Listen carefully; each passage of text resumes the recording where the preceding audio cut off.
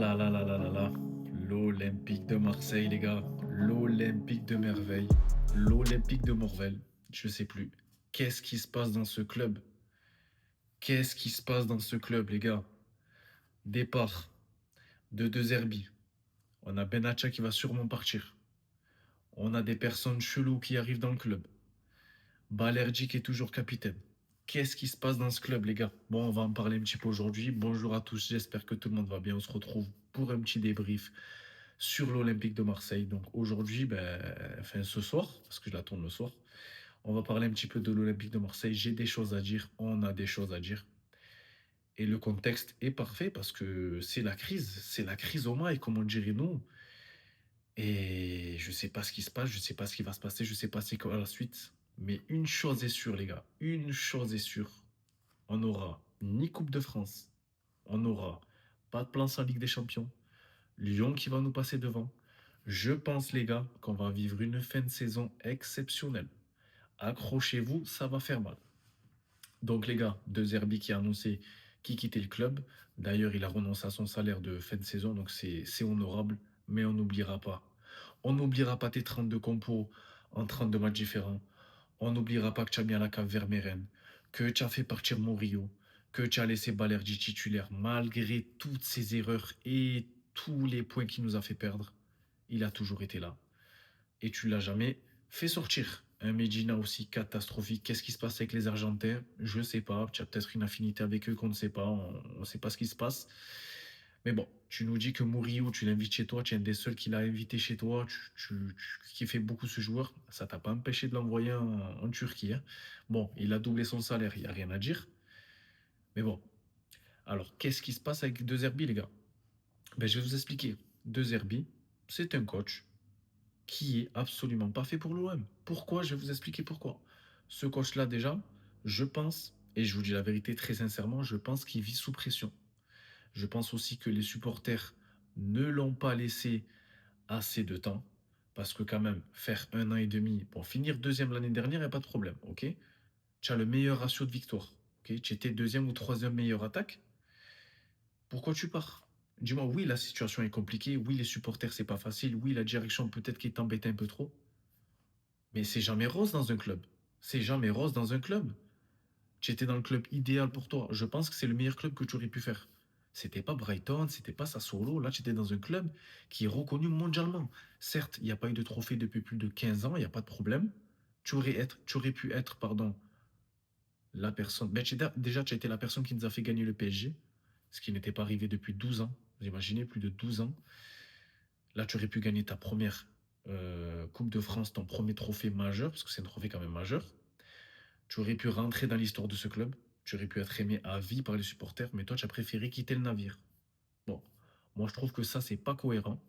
Parce que avec tout ce que tu prônais, l'amour, la solidarité, la confiance, la loyauté, bon, tu arrives à partir aussi rapidement. Après, je dis pas que c'est toi qui veux partir. On t'a peut-être poussé vers la sortie, il n'y a pas de problème.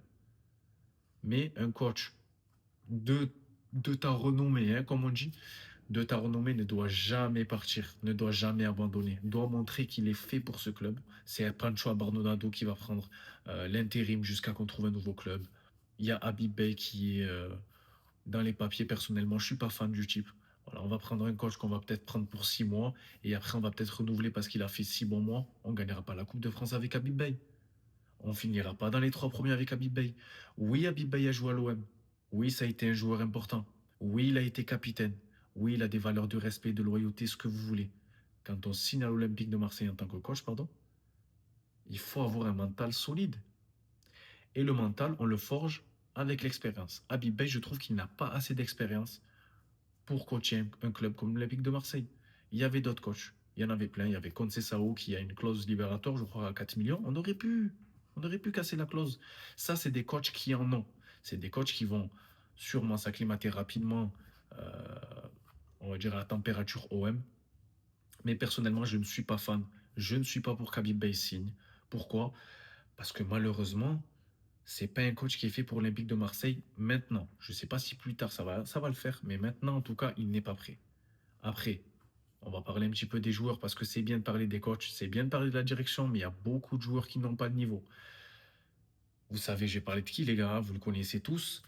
C'est le joueur que je déteste le plus, malheureusement, dans ce club et que j'invite à partir le plus rapidement possible. Leonardo Balerdi. Leonardo Balerdi.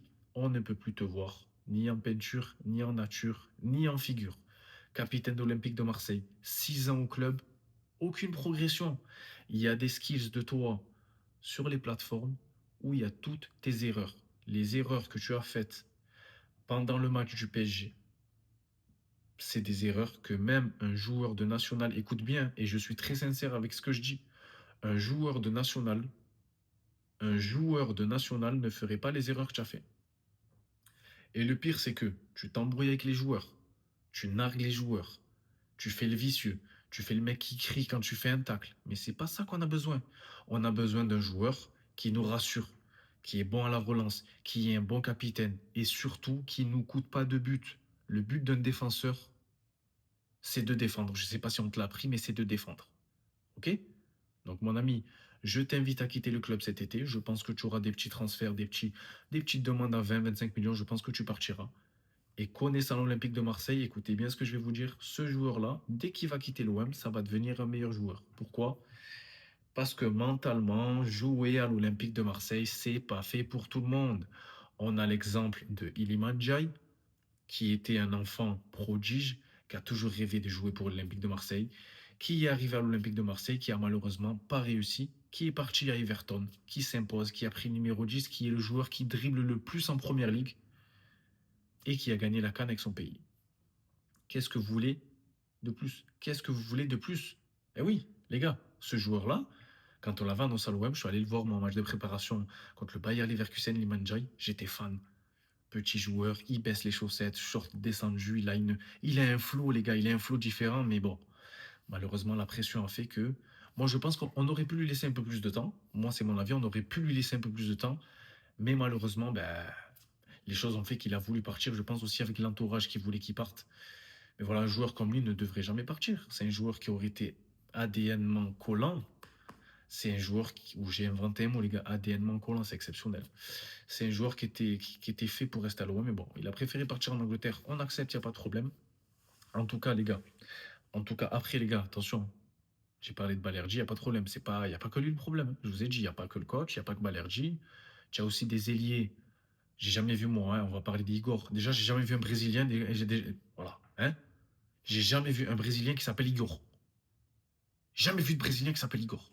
Moi, un Brésilien qui ne sait pas dribbler, qui fait que ressortir en arrière, et surtout, qui n'a pas de flow, parce que les Brésiliens, à la base, ils ont tous du flow. On a pris un joueur qui a une tête, on dirait une pastèque. Un joueur qui fait. C'est la version euh, métisse de Grealish. C'est exactement la même chose. Il fixe, il ressort, il donne en latéral. Quand il voit que les supporters le sifflent, il va, il dribble, il tombe, il demande un penalty. Il nous a hypé en Ligue des Champions quand il a mis son doublé, là, quand il a été chaud. On s'est dit, waouh, c'est exceptionnel. En fait, non. Nous, c'est toujours pareil. On nous vend des joueurs, on regarde un peu les vidéos sur YouTube, on voit que c'est exceptionnel. Ils font deux trois bons matchs, on se dit, ouais, c'est fort, mais il y a quelque chose. Et le quelque chose, dès qu'il arrive, c'est bon, on a compris. Donc voilà, les gars, au final, qu'est-ce qui se passe à l'Olympique de Marseille? Il y a des joueurs qui n'ont pas le niveau pour cette équipe. De Zerbi a demandé énormément de recrues. Il a eu ses recrues. Au final, il part. Il y a un nouveau coach qui va arriver. Le coach, forcément, a une manière de jouer qui est différente. Donc, il va le demander pour cet été, sûrement, des joueurs différents. Donc, encore des transferts différents, des ventes différentes. Donc, l'équipe va encore changer. On n'est pas dans la régularité, mais on est dans le vite. On est dans le là, je veux ça maintenant. Lui, il faut qu'il parte parce que moi, j'ai besoin de lui. Voilà. On n'est pas dans la longévité comme certains clubs le font.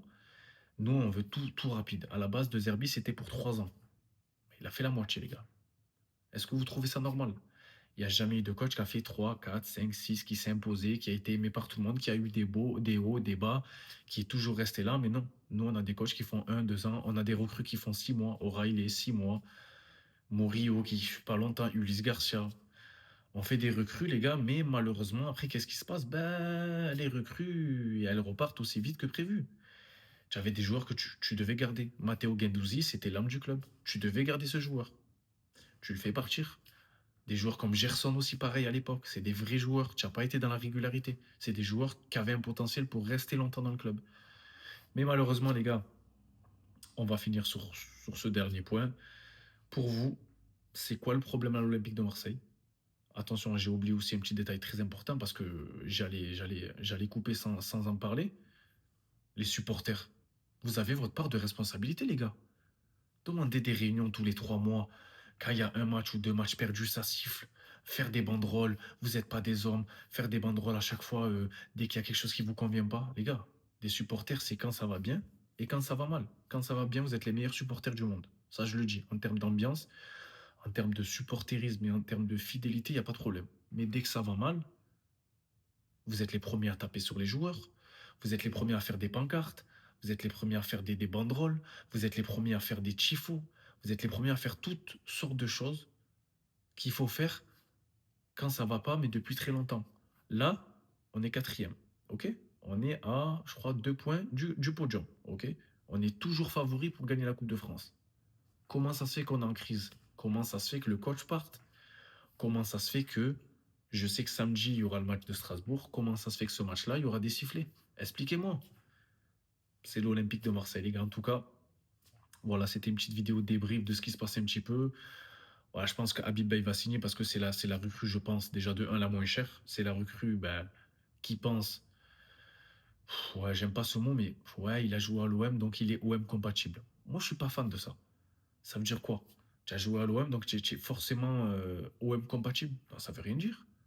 Peut-être que tu as l'âme du joueur, mais tu n'as pas l'âme du coach. C'est deux choses différentes. Dites-moi vous ce que vous en pensez, les gars, en commentaire. En tout cas, voilà, c'était le petit débrief de l'Olympique de Marseille. On va suivre un petit peu les news. Bon, moi, j'aspire à rien, je vous dis la vérité. On n'a pas quitté le navire parce qu'on quittera jamais le navire. Mais on va se détacher un petit peu quand même. Parce que je vous dis la vérité, ouais, on avait un lion qui était à la cave il y a quelques mois.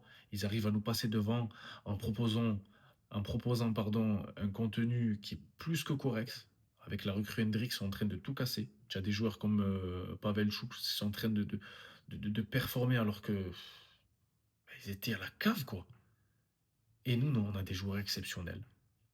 On a recruté un Nwaneri. On s'est dit, c'est une pépite. Au final, c'est une pépite de chocolat. On va vite le renvoyer à Arsenal, celui-là. Avec tout le respect que j'ai pour Arsenal.